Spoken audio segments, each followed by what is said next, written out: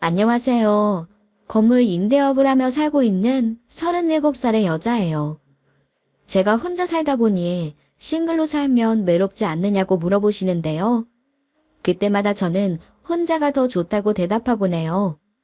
싱글인 게 자존심 상해서 그러는 게 아니라 저는 정말이지 지금이 좋습니다. 무엇보다 남자 때문에 속 썩을 일 없다는 점이 가장 만족스럽네요. 이렇게 말하면 그래도 결혼을 해보고 남자를 만나봐야 한다는 분들이 계시는데요. 이미 몸소 체험했기에 이제는 남자 사랑이 궁금하지 않아요. 개인사랑 남 앞에서 말하긴 부끄럽지만 사연 채널 듣는 분들께는 용기 내어 말하는 건데 저는 사실 한 번의 결혼 경험이 있거든요. 더 정확히 말하자면 한 번의 파혼 경험과 한 번의 이혼 경험인데요. 어쩌다 보니 저런 웃지 못할 경험을 하게 되었네요. 남자 잘못 만난 게 꼭 제 잘못 같아서 누구에게 말하는 편은 아닙니다.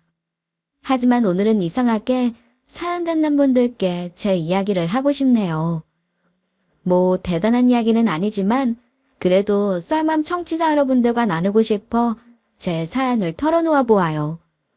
대단한 글솜씨는 아니지만 재밌게 들어주시길 바랄게요.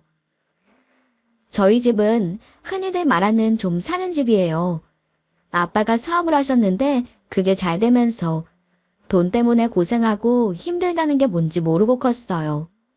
제가 집안의 막내였는데 그래서 더 귀하게 자랐죠.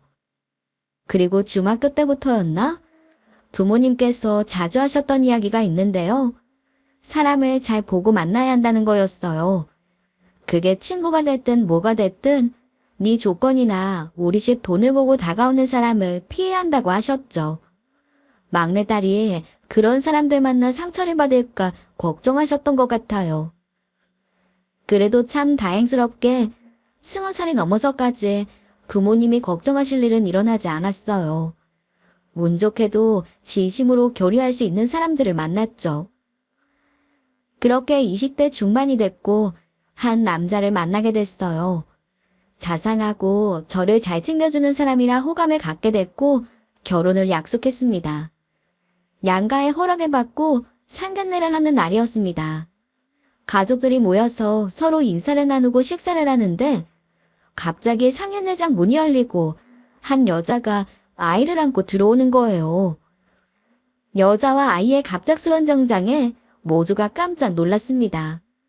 놀란 우리 아빠가 대체 누구냐고 물으니 아주 당당하게 제 예비신랑 여자친구라고 하더군요.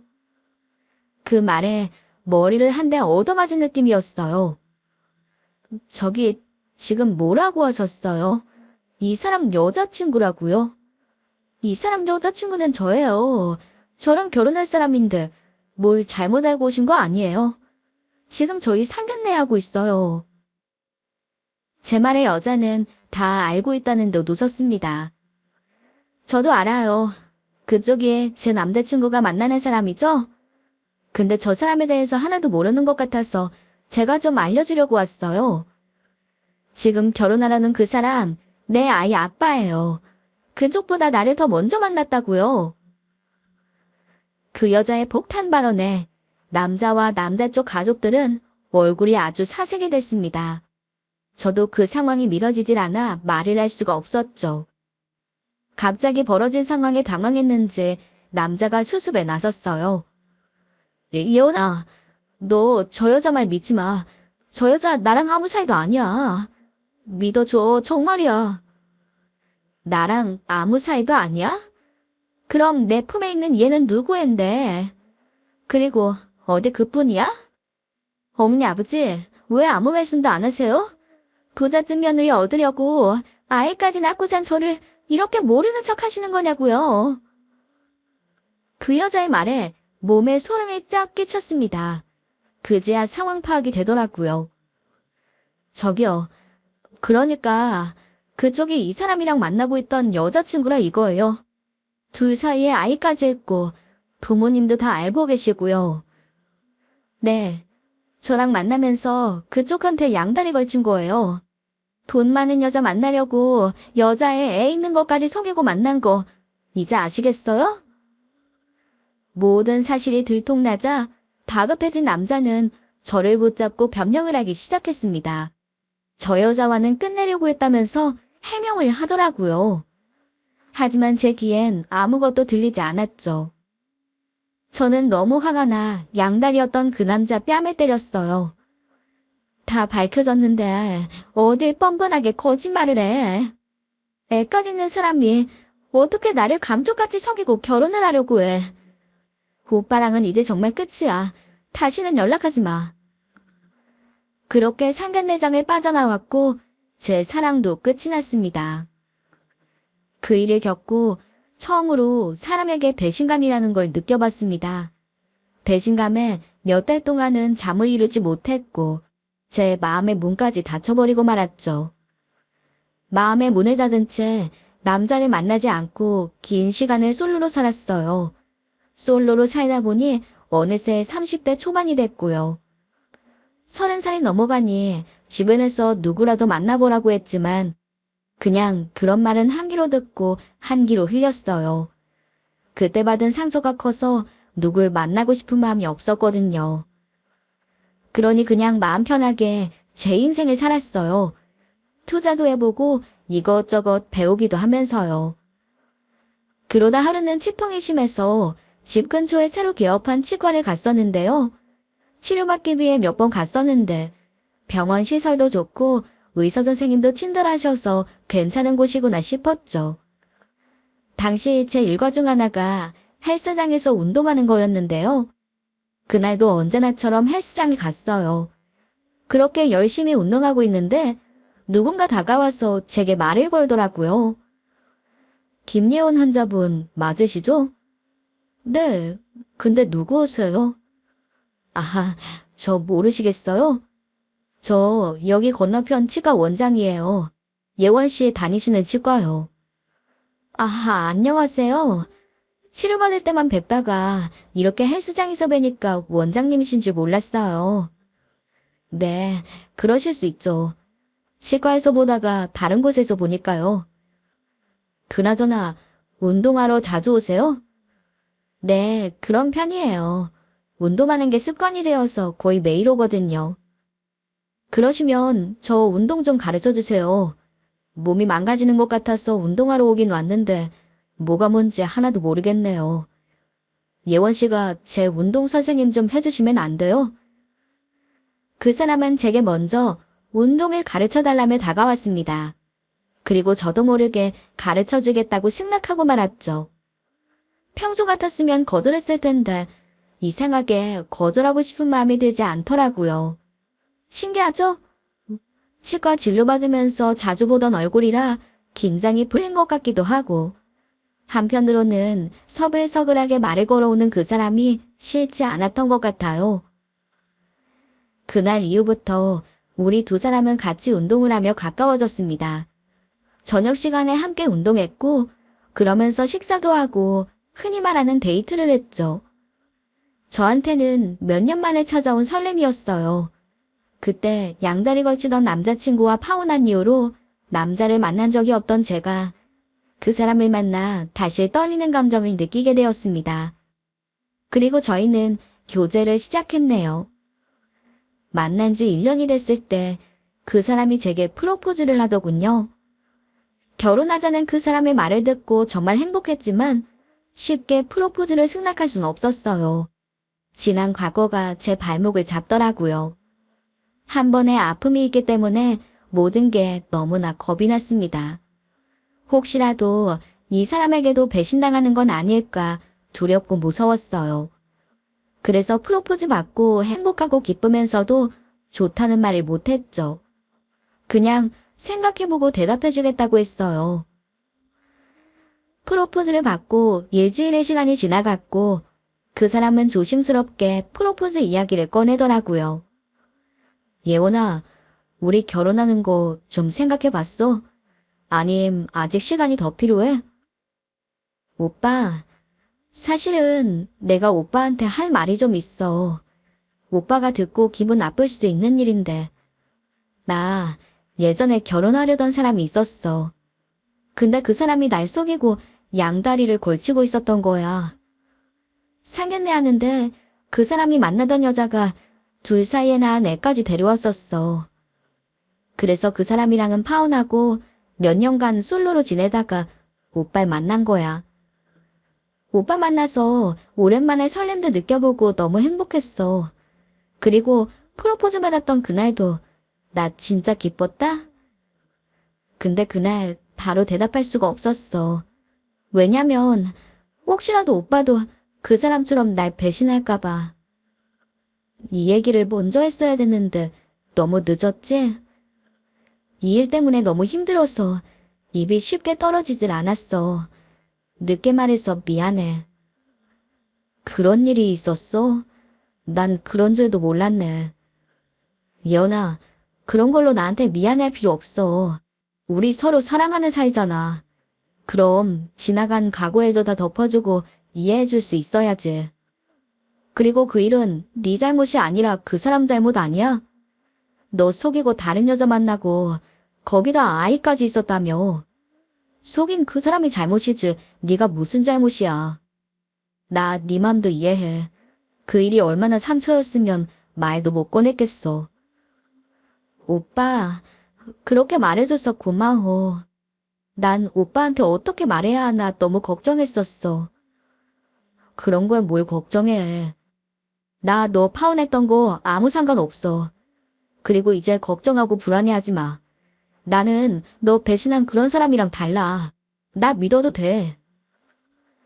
그 사람은 그렇게 제게 믿음을 줬어요. 그리고 확실히 하고 싶다면서 본인 결혼증명서까지 떼어오더라고요. 본인은 예전 그 사람과 다르다는 걸 증명해 주려는 노력에 또 한 번 그 사람에게 반했습니다. 그리고 프로포즈를 승낙하고 우리들은 결혼을 준비했네요. 그렇게 양가 어른들의 허락도 받고 결혼 준비를 하고 있을 때였어요. 하루는 그 사람이 아침부터 연락이 안 되고 약속 시간에도 나오지 않았어요. 집에 찾아가도 아무도 없고 병원도 그 사람이 없어져서 난리가 난 겁니다. 아예 연락 두절이 되어 증발해버린 거예요. 사라진 그 사람 때문에 저는 폐인이 되어버렸습니다. 그 사람이 한마디 말도 없이 잠수를 타버린 걸까봐 걱정이 돼서 아무것도 못할 지경이었어요. 그렇게 3일인가 지났을 때 그 사람이 제 앞에 나타났더군요. 수척해진 모습으로 제 앞에 나타났는데 안도감과 함께 막 눈물이 나는 거예요. 오빠, 대체 3일 동안 어떻게 된 거야? 연락 한 통 없고 병원에도 안 나가고. 사람이 그래도 연락은 해줘야지. 내가 얼마나 걱정했는 줄 알아? 말은 하고 살아줘야지. 내 색도 없이 이러면 어떡해. 난 정말 미치는 줄 알았단 말이야. 미안하다. 너 걱정 말고 알면서도 내가 너무 못난 놈이라 어쩔 수가 없었어. 미리 연락 못해서 미안해. 그래, 그건 그렇고 3일이나 연락 없이 어디 있다 온 거야? 부모님 댁에도 안 갔던 것 같은데. 어디 있다 왔냐는 말에 그 사람은 아무런 대답을 하지 못했어요. 그 사람은 한참을 말없이 고민하다 어렵게 이야기를 꺼냈죠. 예원아, 내가 부끄러워서 너한테 말을 못한 게 있거든. 이걸 너한테 말해도 될지 나 너무 혼란스럽다. 무슨 일인데 그래. 뭔지는 모르겠지만 그게 뭐가 됐든 나한테 말해야 되는 거 아니야? 나 오빠랑 결혼할 사람이잖아. 우리 곧 부부 될 사이인데 뭐든 다 알고 있어야지. 얼른 말해봐. 실은 있잖아. 나한테 빚이 좀 있어. 내가 치과 개업하면서 돈을 좀 빌렸었거든. 인테리어하고 개원 준비하느라. 근데 그 돈을 아직 못 갚았어. 그랬더니 그게 갑자기 막 불어나더라고. 그리고 며칠 전에 돈 갚으라고 사람들이 찾아왔었어. 그래서 너무 겁나고 무서워서 숨어 있었어. 그러다가 네 생각이 나서 왔어. 빚쟁이들한테 쫓기면서도 네가 나 찾아다닐까봐 걱정돼서. 당연하지. 내가 얼마나 걱정했는데. 아니, 근데 빚이 어느 정도길래 그래? 병원에서 나오는 돈으로도 감당할 수가 없는 거야? 아버님, 어머님께는 말씀드려봤어? 병원에서 나온 돈으로는 안 돼. 개원하느라 큰돈 빌려 썼더니 도저히 갚을 수가 없다. 그리고 우리 집, 예원이 너희 집처럼 그렇게 잘 사는 거 아니야. 부모님 두 분 맞벌이 하시면서 나 치대 공부시키셨어. 두 분 노후 준비도 겨우 하셨는걸. 그런 분들한테 아들 빚 갚아달라는 말을 어떻게 해. 예원아, 나 진짜 울고 싶다. 이제 나 어떻게 해야 되냐? 너랑 결혼해서 행복하게 살고 싶었는데 빚이 이렇게 내 발목을 잡을 줄은 몰랐어. 나 어떡해. 그 사람은 고개를 숙이고 흐느끼기 시작했어요. 돈 때문에 얼마나 걱정이 많았는지 제 옆에서 한참을 울더라고요. 우는 모습을 지켜보면서 사랑하는 사람을 위해서 뭔가 해줘야겠다는 생각이 딱 들었습니다. 오빠, 빚이 어느 정도인데 그래? 나한테 말해봐. 그 빚 내가 갚아줄 수 있을 것 같아. 아니야, 예원아. 빚이 얼만 줄 알고. 그것보다 나 너한테 내 빚까지 넘기고 싶지 않아. 그럴 순 없어. 오빠, 그게 왜 넘기는 거야? 우리 이제 부부잖아. 그럼 오빠 문제가 내 문제기도 한데 내가 어떻게 모르는 척을 해? 오빠가 이렇게 힘들어하는데. 그러지 말고 말해봐. 내가 갚아줄 테니까. 자기야, 내가 정말 너한테 면목이 없다. 남편으로서 좋은 모습 보여야 하는데 정말 미안해. 미안하긴 뭘. 오빠가 그냥 빚진 것도 아니고 병원 여느라 어쩔 수 없이 빌린 건데. 다 이해해. 그렇게 말해줘서 고마워. 근데 예원아, 정말 내 빚 다 갚아줄 수 있는 거야? 액수가 커서 좀 힘들 텐데. 장인어른 장모님 하시면. 걱정하지 마.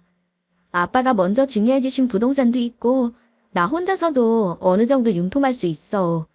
그러니까 염려하지 마. 그리고 앞으로 힘든 일 있으면 오빠 혼자 감당하지 말고 나한테 다 말해줘. 알았지? 예원아 정말 고맙다. 그리고 말도 없이 사라졌던 것도 미안해. 앞으로는 절대 이런 일 없을 거야. 내가 앞으로 결혼해서 너한테 더 잘할게. 약속해. 예비 남편은 저를 안고 몇 번이나 고맙다고 했어요. 자기가 여자를 정말 잘 선택했다며 복 많은 사람이라고 좋아했죠. 저도 저희 집이 잘 살아서 내가 사랑하는 사람을 도와줄 수 있어 기쁘고 행복했습니다. 그 후 저는 제 돈으로 그 사람 빚을 다 갚아줬어요. 그리고 모든 결혼 준비는 다 제 돈으로 했습니다. 그 사람 형편을 알게 된 이상 결혼 때문에 무리하는 걸 원하지 않았거든요. 제가 가진 돈으로도 무리 없이 결혼식을 준비할 수 있었고 결혼식까지 무사히 치렀어요. 예식을 마치고 신혼여행에서 돌아온 날이었습니다. 신혼집에서 쉬고 있는데 엄마 아빠가 갑자기 전화 주셨어요. 당장 남편과 집으로 오라는 연락이었습니다. 신혼여행 다녀와서 피곤한 거 아실 텐데도 무조건 지금 오라고 하시는 거예요. 아무래도 무슨 일이 있는 것 같아 얼른 남편을 데리고 친정에 갔죠. 그랬더니 부모님께서 단단히 화가 나신 것 같더라고요. 아빠는 저희를 보자마자 대뜸 어떻게 된 일이냐고 화를 내셨어요. 예원이, 유서방, 두 사람 이리 좀 앉아봐. 둘이 어떻게 된 거야? 내가 확인해보고 얼마나 놀랐는지 아나? 아빠, 갑자기 왜 그러세요? 저는 설명도 없이 어떻게 된 거냐고만 물으시면 어떡해요? 무슨 일인데 그러시는데요? 너, 아빠가 너희들 왜 불렀는지 몰라? 정말 몰라서 묻는 거야? 아빠가 막 저를 다그치시자 옆에 있던 엄마가 나서셨습니다. 아휴, 이 양반이 얼마나 흥분을 했으면 애들 말도 안 들어보고 이럴까. 유서방이 이해 좀 하게. 다른 건 아니고 예원이 너 아빠가 먼저 징계해준 상가 처분했던데 그거 어떻게 된 일이야? 빌딩 파는데 엄마 아빠한테 한마디 상의도 없이 그런 결정을 해? 그거 보고 네 아빠가 지금 놀라셔서 그런 거잖아. 뭐가 어떻게 된 일인지 설명 좀 해봐. 엄마 아빠의 말을 듣고 속으로 아차 싶었어요. 괜히 알려지면 남편만 집에선 안 찾을 것 같아 어떻게든 숨기고 싶었거든요. 근데 언제까지 숨길 수도 없는 노릇이니 그냥 매도 먼저 받는 게 낫겠다 싶더군요. 저기, 그 건물 제가 판 거 맞아요. 우리 결혼해서 돈 필요하잖아요. 그거 팔아서 결혼식 올리고 집 구했어요. 제가 건물 팔아 결혼식을 준비했다는 말을 아빠는 깜짝 놀라셨습니다. 잠깐, 그게 무슨 말이야? 너희들 집은 유서방이 해오기로 한 거 아니었어? 우리 앞에서 그때 분명 집 준비됐다고 했었잖아. 그럼 그때 거짓말 한 건가? 아빠는 사위가 집을 해오기로 약속해놓고서 왜 건물 팔아 집을 샀냐고 막 화를 내시기 시작하셨습니다. 결혼 전과 후가 다르면 어떻게 하냐고 하시면서요. 아빠가 불호령을 하시자 남편도 어쩔 수 없이 본인의 사정 이야기를 할 수밖에 없었어요. 장인어른, 예원이가 저 때문에 그 건물 팔았습니다. 죄송합니다. 용서해주세요. 자네 때문에 건물을 팔다니. 대체 그게 무슨 소리야? 잘 알아듣게 얘기 좀 해봐. 장인어른 장모님께 말씀을 못 드렸는데요. 사실 치과 개업하면서 돈이 필요해서 빚을 좀 졌습니다. 그것 때문에 사람들한테 쫓기기도 하고요. 그걸 안 예원이가 자기 빌딩 팔아서 그거 갚아준 거예요. 그리고 저 돈 없다고 저희 신혼집이랑 예식도 본인 돈 내서 했고요. 정말 죄송합니다. 면모가 없습니다. 모든 사정을 알게 된 엄마 아빠는 말없이 한숨을 푹 내쉬셨습니다. 저도 그 앞에서 얼마나 죄송했는지 몰라요. 한참을 말없이 앉아 계시던 아빠는 저희를 보고 뭔가 결심하시는 듯 말문을 여셨어요. 그래, 어떻게 된 사정인지는 알겠고 내가 생각을 좀 해봤는데 말이야. 일단 예원이랑 유서방 나한테 약속부터 하나 하게. 무조건 내 뜻대로 한다고 약속해. 네, 장인어른 뭐든 말씀하세요. 무슨 약속이든 다 지키겠습니다. 다른 건 아니고 두 사람 앞으로 몇 년 동안은 혼인신고하지 말게나. 지금 혼인신고 해봐. 유서방 또 빚진 거 있으면 그거 다 우리 딸 목 되는 거잖아. 나 솔직히 유서방 자네 참 좋게 봤는데 이런 일이 있을 줄은 몰랐어. 이거 엄연히 사기 결혼 아닌가. 돈이 그렇게 없음 병원을 차리지 말든가. 결혼 전에 우리한테도 다 해였어야지. 둘만 이렇게 일을 벌이면 이거 어떻게 하나. 그래서 내 딸이랑 혼인신고하라고 허락할 수가 없네. 자네 돈 문제 다 해결되고 치과도 손님 많아진 다음에 그때나 하게. 그 전까지는 절대 안 돼. 아빠, 그런 게 어딨어요. 저희 혼인신고를 하지 말라니요. 아무리 장인어른이라고 해도 그렇지. 딸내 부부 혼인신고하는 것까지 참견하시는 거예요? 그리고 이 사람 이제 필요 없어요.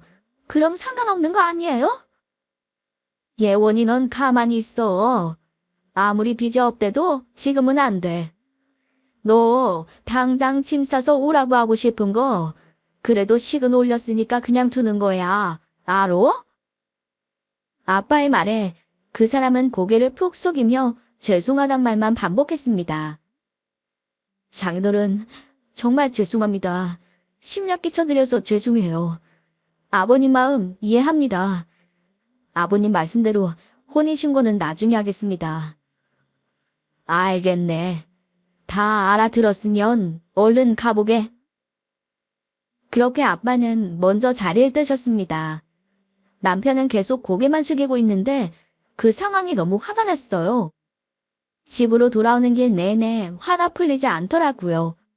아무리 아빠라고 해도 딸 부부 일에 그렇게 간섭하시는 게 이해되지 않았어요. 나 정말 우리 아빠 때문에 너무 화나. 아무리 그래도 어떻게 혼인신고를 하지 말라고 하셔. 그건 법적 부부로 살지 말라는 말이잖아. 언제 하지 말라고 하셨어? 내 사정 괜찮아질 때까지 조금만 기다렸다 하라는 말씀이신 거지. 자기 화난 것도 알겠는데 그래도 아버님께 너무 그러지 마. 나 같아도 내 딸이 자기 건물 팔아서 남편 빚 갚아줬다고 하면 화날 것 같아. 나 아버님 마음 다 이해해. 그리고 다 내가 부족해서 그런 거지 뭐. 열심히 일해서 내가 아버님께 인정받을 거야. 그때까지는 조금만 참자. 혼인신고 좀 늦게 한다고 우리 사이가 변하는 것도 아닌데 뭘. 그러니까 자기도 기분 풀어.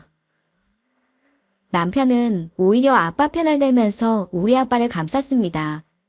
돈 문제로 처가에서 그런 대접을 받은 게 분할만도 한데 모든 걸 감당하겠다고 하는 모습이 정말 감동이었어요. 그래서 아빠가 그 사람을 인정할 때까지 기다리기로 했죠. 혼인신고는 못했지만 저희 결혼 생활은 행복했어요. 그때도 결혼해서 쓰는 모든 생활비는 다 제가 냈어요. 남편은 제가 빚을 다 갚아줬는데도 상황이 달라지지 않았나 봐요. 그렇지만 한 번도 불만을 가져본 적은 없었고 그런 게 신경 쓰이지 않았습니다. 사랑하는 부부 사이니까요. 그렇게 결혼한 지 반년 정도 됐을 때였나요? 언제부턴가 남편 표정이 어두운 거예요. 같이 밥 먹을 때도 근심 어린 표정이라 많이 걱정이 되더라고요. 그날도 잠에 들었다가 목이 말라 깼는데 남편이 옆에 없더군요. 이상해 거실로 나와보니 남편이 불도 켜지 않은 채 어두운 거실에 혼자 앉아 있었습니다. 오빠, 왜 안 자고 여기 나와 있어? 불이라도 켜고 있지. 어두운 데서 혼자 뭐해? 아, 깼어. 나 그냥 잠도 안 오고 누워있기 뭐해서 나왔어. 먼저 들어가서 자. 어떻게 나 혼자 자? 오빠 이렇게 있는데. 근데 정말 무슨 일 있어? 요즘 표정도 안 좋고 잠도 잘 못 자고 그러니까 걱정돼서 그래. 혹시 병원에 무슨 일 있는 거야? 그래? 아니, 병원 일은 아니고. 이건 너한테 말할 수 없을 것 같아. 아무래도 안 되겠어. 그런 말이 어딨어. 무슨 일인지 나한테 말을 해줘야 알지. 안 좋은 일이 있을수록 더 얘기하고 같이 의논해야 하는 거잖아. 난 괜찮으니까 다 말해봐. 그때였습니다. 갑자기 남편이 제 앞에서 무릎을 꿇었습니다. 너무 갑작스럽게 벌어진 일이라 저도 당황했어요. 오빠, 왜 그래? 왜 내 앞에서 무릎을 꿇어? 무슨 일인데 이러는 거야, 어? 예원아, 내가 너한테 이러면 안 되는데 정말 방법이 없다. 그냥 단도직입적으로 부탁할게. 나 돈 좀 빌려줘. 돈이라니? 뭐 또 빚이 있어? 우리 결혼 전에 빚 말고 더 없다고 했었잖아. 뭐야, 그새 빚이 생긴 거야? 화내지 말고 들어줘. 그때 내가 말 못한 빚이 있었어.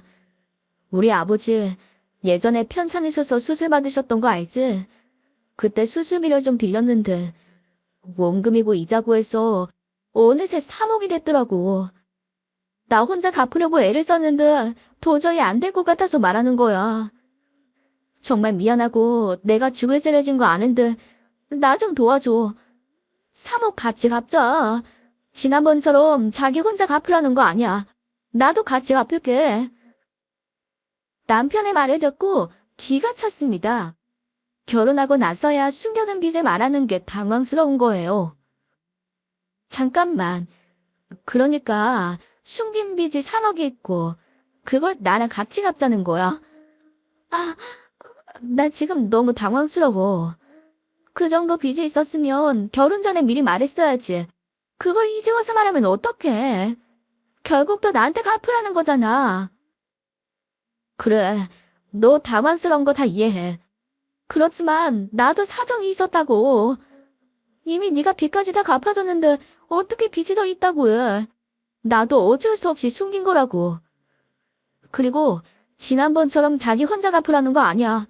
이번엔 나도 같이 갚을 거야. 약속해. 같이 갚는다고? 어떻게 갚을 건데? 오빠 지금까지 6개월 동안 집에 생활비 한 번 안 갖다 줬잖아. 근데 그 돈을 어떻게 갚아? 무슨 돈이 있어서? 걱정하지 마. 그래도 내가 치과 의사인데 그 정도는 못 벌어 오겠어? 이 빚 같이 갚고 나면 내가 너 생활비도 줄게. 뭐 3억 적은 돈은 아니지만 그래도 3억 정도는 함께 갚으면 껌이야. 네 재력에 거기다 나도 돈 버니까 금방이지 뭐. 그분이가 힘 합쳐서 갚아야지. 그럼 같이 갚는 걸로 약속한 거다. 나 자기만 믿을게. 결국 그 사람의 설득에 넘어가 돈을 같이 갚기로 약속했습니다. 솔직히 기분이 좋지 않았어요. 그런데 또 한편으로는 빚있다고 말 못했던 심정이 오죽했을까 싶어서 가엾게 생각하고 같이 갚아주다고 마음먹었네요. 그리고 며칠이 지난 어느 날이었습니다. 모임에 갔다가 저녁 늦게 들어왔는데 집안이 조용했습니다. 그리고 남편 서재에 불이 켜져 있는 게 보였죠. 살짝 열린 문틈 사이로 남편이 누군가와 통화를 하고 있는 게 들리더군요. 통화 중이니 집에 들어왔다는 것만 조용히 알려주려고 했어요. 그러다 남편의 통화 내용을 듣고 그 자리에서 그냥 멈춰서고 말았지만요. 야, 걱정하지 말아라. 내 빚 걔가 다 갚아주기로 했다니까. 3억 함께 갚자고 하니까 금방 넘어오더라고. 그래. 내가 쉬울 거라고 했잖아. 내가 뭐하러 갚냐? 지 부모한테 받은 재산 많으니까 이번에도 그걸로 또 갚아주겠지. 근데 진짜 멍청하지 않냐? 나 사실 이번에도 같이 갚겠다고 할 줄 몰랐거든. 근데 우리 아버지 수술비 때문에 빚 있다고 하니까 그걸 또 속더라고. 그래. 아주 깜빡 속던데. 걘 완전히 호구라니까. 눈물 좀 보이면 호구년한테 돈 뜯어내는 건 일도 아니지 뭐. 며칠 조심하는 척 비만 맞춰주면 된다니까. 너도 이 형님처럼 호구 하나 잘 물면 다 해결돼. 남편의 말은 그야말로 충격 그 자체였습니다. 남편이 친구 앞에서 절 호구라고 하는 걸 듣고 몸이 얼어붙는 기분이었어요. 그 순간 방에서 남편이 나왔고 저를 보고는 화들짝 놀라더군요. 깜짝이야. 뭐야, 집에 언제 들어온 거야? 언제부터 이 앞에 있었어? 나 방금 들어왔어. 뭐 통화 중이었나 봐? 고등학교 동창한테 전화가 좀 와서. 혹시 내 통화 들은 건 아니지? 듣긴 방금 왔다니까. 늦게 들어왔더니 피곤하다. 나 좀 씻을게.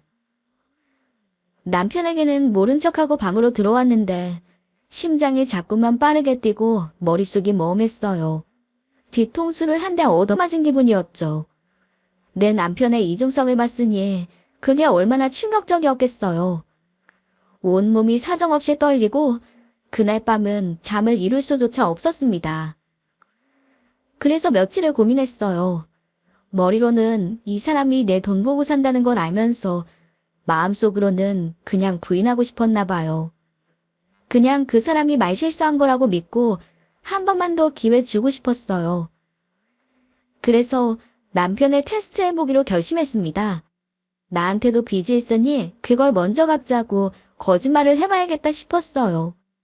내 돈 먼저 갚자고 했을 때 반응이 궁금하더라고요.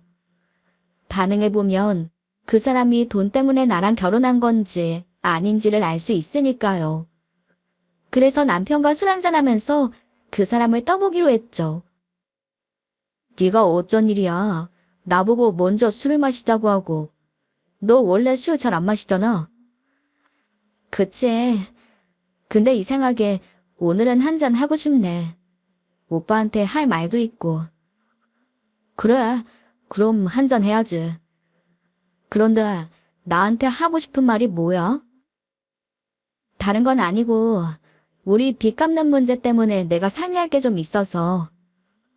상의? 무슨 상의? 말 나온 김에 얘기하는데 3억 같이 갚기로 한 거 얼마나 줄 수 있어? 네가 나보다 여유 있으니까 한 1억 먼저 갚아줬으면 좋겠는데. 그 정도는 가능하지? 남편은 제가 무슨 말을 하려는 건지도 모르는 상황에서 본인 빚 갚는 이야기를 꺼내더군요. 그래서 마침 이때다 싶었어요. 빚 갚는 얘기 나와서 말인데 나도 오빠한테 말 못했던 게 있거든. 놀라지 말고 들어줘. 무슨 일인데 그래? 너도 뭐 빚 있거나 그런 건 아니지? 어머, 어떻게 알았어? 나도 그동안 말을 못했는데 빚이 좀 있어. 계산해보니까 대충 3억 빚이 있더라고. 뭐? 너 제정신이냐? 3억 빚이라니? 그럼 너 빚이 3억이나 있다는 거야?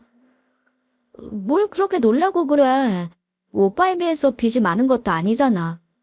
그래서 생각해봤는데 지난번엔 내가 오빠 빚 갚아줬잖아. 그러니까 이번엔 내 거 먼저 갚자.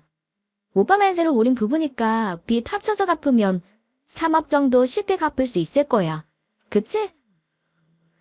제 말이 끝나기가 무섭게 그 사람은 저를 향해 소리쳤습니다. 야, 너 미쳤어? 빚이 얼마나 있다고. 야, 3억이 무슨 애들 이름이냐? 그걸 어떻게 다 갚아? 그리고 그 정도 빚이 있었으면 결혼 전에 먼저 얘기를 했어야지. 이렇게 폭탄 던지듯 갑자기 터뜨리는 게 어딨어. 왜 갑자기 화를 내고 그래? 오빠도 결혼 전에 미친 거 숨기고 나중에 말했잖아. 그럼 똑같은 거 아니야? 아니지. 그게 어떻게 똑같냐? 나야 어쩔 수 없이 진 빚이지만 너는 집도 잘 사는 애가 대체 왜? 야, 그럼 그땐 내 빚을 갚아줄 게 아니라 차라리 네 빚을 갚았어야지. 나 진짜 황당해서 말이 안 나오네. 황당할 게 뭐가 있어. 오빠도 빚 있고 나도 빚 있고 똑같지 뭐. 그래서 어떻게 할 거야? 이번엔 내 빚 먼저 갚아도 돼? 내 3억 먼저 갚고 오빠 빚 갚아도 되는 거지?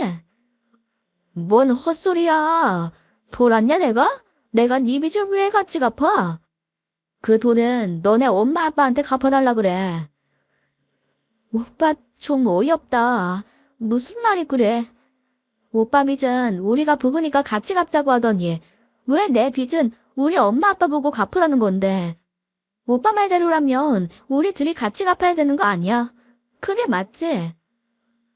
야, 너랑 나랑 같냐? 그리고 까놓고 말해서 우리가 무슨 부부야? 혼인신고도 안 되어 있는 게 무슨 부부냐고. 솔직한 말로 우린 남남이야. 결혼식 올리고 몇 개월 같이 살았다고 다 부부냐? 그래서 지금 우리가 부부가 아니다 이거야. 그래서 내 빚 같이 못 갚아준다고? 그래, 내 맘 미치지 않고서야 그 돈을 왜 갚아? 야, 진짜 혼인신고 안 한 게 천운이지. 혼인신고 했어봐. 그 돈 같이 갚느라 나만 쎄 빠지게 고생할 뻔했잖아. 나 진짜 기가 막혀서. 야, 너네 아버지가 네가 내 빚 갚아줬다고 할 때 사기 결혼 어쩌고 했던 거 기억 안 나? 근데 사기 결혼은 이거지. 지 딸도 빚 숨기고 결혼했는데 누가 누구한테 사기 결혼이래? 아이씨 열받아서 진짜. 됐다. 뭐 나도 빚 있으니까 그거야 서로 똑같았다 찌고 퉁치자. 대신 우리 사이는 이제 끝이야. 알지? 뭐 그럼 정말 나랑 끝내겠다고. 지금 나한테 빚 있다는 것 때문에 나랑 헤어지자는 거야. 당연하지. 빚이 300도 아니고 3억 있는 여자랑 어떻게 같이 사냐? 뭐 혼인신고도 안 하고 살았으니 정리할 것도 없잖아. 내 인생에 피해 주지 말고 그냥 여기서 찢어줘. 알겠냐? 그래, 그러자. 여기서 찢어지자고 했지? 그럼 너부터 이 집에서 나가. 이 집 내가 해온 거 알지? 집은 물론이고 혼수까지 다 내가 했으니 네가 가져갈 건 아무것도 없어. 당장 이 집에서 꺼져. 알겠어? 야, 누가 안 나간대? 나도 이 집에서 살고 싶은 생각 집불도 없어. 집이랑 혼수형 뽑아주고 유산은 3억 갚을 돈도 없으면서 나가지 말라고 매달려도 나갈 거니까 걱정하지 마라. 돈줄인 줄 알고 잡았더니 생 거지 주제 이래라 저래라야. 아이씨 짜증나. 남편이란 놈은 그렇게 저에게 화를 쏟아내고 본인 짐을 챙겨 집을 나갔습니다. 정말 순식간에 벌어진 일이었어요. 그 사람이 문을 닫고 나가는 동시에 저도 모르게 다리에 힘이 풀려 주저앉았죠. 화도 나고 눈물도 나더라고요. 그 자리에 주저앉아 한참을 울었습니다. 저런 사람을 남편이라고 믿고 선택한 제 자신이 밉게까지 했죠. 남편이란 작자의 속내를 알게 되고 한동안은 배신감에 사무쳐 아무것도 할 수가 없었어요. 그때 제일 친한 친구가 그러더라고요. 사람 가지고 장난친 그놈이 잘못이지 네가 무슨 잘못이냐며 저를 위로해줬어요. 근데 진짜 그런 거예요. 그 상황이 그놈 잘못이지 제 잘못은 아니잖아요. 그리고 억울해 미칠 것 같기도 했습니다. 너무 분하고 억울해서 어떻게든 그놈한테 한 방 먹이고 싶었어요. 그래서 뭘 할까 하다가 그놈 치과가 있는 건물을 바로 매입했어요. 그 뒤 어떻게 복수해야 할까 방법만 생각하고 있는데 치과 자리에 월세를 밀리기 시작하는 겁니다. 3개월이 넘게 밀리자 이때다 싶었습니다. 그걸로 소송을 걸어야겠다 싶었죠. 건물에서 나가라고 해도 말을 듣지 않으니 재판까지 걸었네요. 그리고 재판 당일이 되었습니다. 건물주로 나타난 절 보고 어떤 표정일까 궁금해서 일부러 법원에 나갔어요. 그리고 딱 법정 앞에서 마주쳤죠. 너 법원은 웬일이냐? 혹시 너 그때 3억 못 갚아서 법원까지 오게 된 거야? 남이사, 뭐로 법원을 오든 말든 네가 무슨 상관이야? 그러는 너는 너야말로 돈 없어서 법원 온 거 아니야? 뭔 소리야. 내가 너 같은 애랑 같냐? 나는 지랄 맞은 건물주 때문에 나온 거고 너는 빚 못 갚아서 나온 거고. 아유, 네 신세도 참 한심하다. 돈 많은 집이라고 그렇게 유세 부리더니 3억을 못 갚아서 법원까지 오냐? 잘 사는 집 딸이라더니 그것도 다 거짓말이었구만. 암만 생각해도 사기 결혼당한 사람은 나지. 돈 많은 집 딸인 줄 알고 결혼했더니 완전 거지잖아. 진짜 그때 혼인신고하는 게 신의 한 수다. 너네 아빠한테 딱 그거 하나 고마워. 너랑 혼인신고해서 빚 갚아주면서 살았을 생각하면 아우 아찔하다 정말. 그 사람은 본인이 어떤 상황에 놓였는지도 모르고 계속 시끄럽게 떠들더라고요. 옆에서 계속 빈정거리는데 정말 못 참겠는 거예요. 그래서 제 지갑에서 명함을 꺼내 그 사람 얼굴 앞에 던져뒀습니다. 조용히 하고 그 명함이나 봐봐. 뭔 명함이냐? 주제 명함을 파고 다녀? 참나 까불기는. 잠깐, 이거 뭐야? 이 회사 우리 치과 빌딩 건물주인데. 그럼 나한테 명도 소송한 건물주가 바로 너였어. 이게 어떻게 된 일이야? 네가 어떻게 우리 빌딩 건물주야? 돈도 없는 게. 그러니까 누가 그렇게 속 보이는 짓 하래. 나 사실 빚 같은 거 없었어. 내가 너한테 빚있다고 했을 때 네 반응이 궁금해서 거짓말 한번 해본 거야. 근데 거짓말 한 번에 네가 본색을 드러내더라. 네 빚을 내가 왜 갚냐고. 혼인신고 안 한 게 1,000원이라며? 그게 네 진심이었잖아. 본색 드러내는 거 아주 잘 봤습니다. 참, 내가 가진 돈으로 네 치과 있는 빌딩 좀 사고 회사도 좀 차려봤어. 그러게 건물주 바뀌었을 때 확인 좀 잘하지. 그럼 나인 걸 단박에 알았을 텐데. 그리고 월세를 왜 이렇게 밀려? 이럼 쫓겨내야 되는 거 알지? 보나마나 내가 이길 텐데 치과 비료 준비부터 해. 그러자 제 말이 끝나기가 무섭게 그 자식이 절 붙잡고 매달리기 시작했어요. 이예훈아, 잠깐만 우리 얘기 좀 하자. 우리가 혼인신고만 안 했지. 결혼식도 다 하고 부부로 살았는데 이러는 건 너무하잖아. 부부끼리 이러지 말자. 너 나한테 복수하고 싶어서 그러는 것 같은데 우리 사이에 이러면 안 되지. 부부싸움은 칼로 물맹이라는 것도 몰라? 이렇게 화만 내지 말고 내 얘기 좀 들어봐. 그 사람은 저를 붙잡고 애원하는 것도 모자라 재판장에서도 부부싸움이니 뭐니 억지를 부려 크게 고생 좀 했습니다. 하지만 곧이어 그 사람의 억지라는 게 다 밝혀졌고 저도 재판에서 승소했어요. 그래서 내쫓으려는데 그때는 남편 내쫓는다고 면전에 대고 제 욕을 하더라고요. 야, 너 돈 좀 있다고 사람 이렇게 만들 수 있냐? 우리가 남이야. 그래도 한창 부부로 살았는데 나한테 어떻게 이래?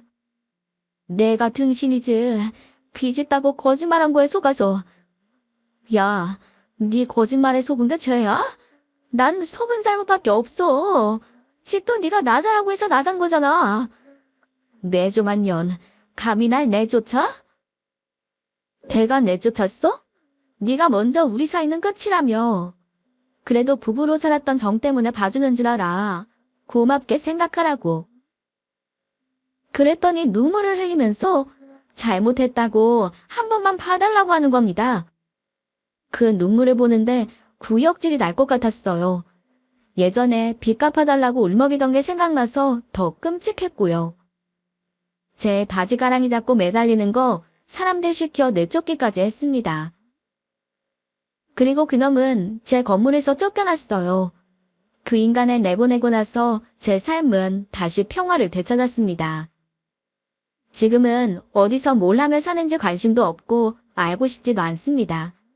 빚쟁이한테 쫓겨다니던지 아직도 정신 못 차리고 본인 돈 갚아줄 여자 찾아 헤매며 살겠죠. 사실 제가 깨달아서 다행이지. 저한테 빨대 꽂는 줄도 모르고 멍청하게 그 빚 갚아주며 살았던 게 너무나도 후회돼요. 그래도 지금이라도 정신 차려 다행이라고나 할까요? 연달아 찌질한 놈만 만나서인지 이제 정말 남자라면 이가 갈립니다. 이래서 남자라는 종족들에게 믿음도 기대도 없어요. 중요한 건 남자가 아니라 제 자신이라는 걸 깨달았습니다. 그래서 제 자신의 행복을 위해 열심히 살고 있는 중이네요. 그러니 여러분들께서 혼자서도 씩씩하게 잘 살아갈 제 인생 응원해 주시기 바랄게요. 여러분들의 응원에 힘입어 앞으로는 더 멋지게 새 인생 살아보겠습니다. 제 사연 들어주셔서 모두 감사합니다. 다들 건강하세요?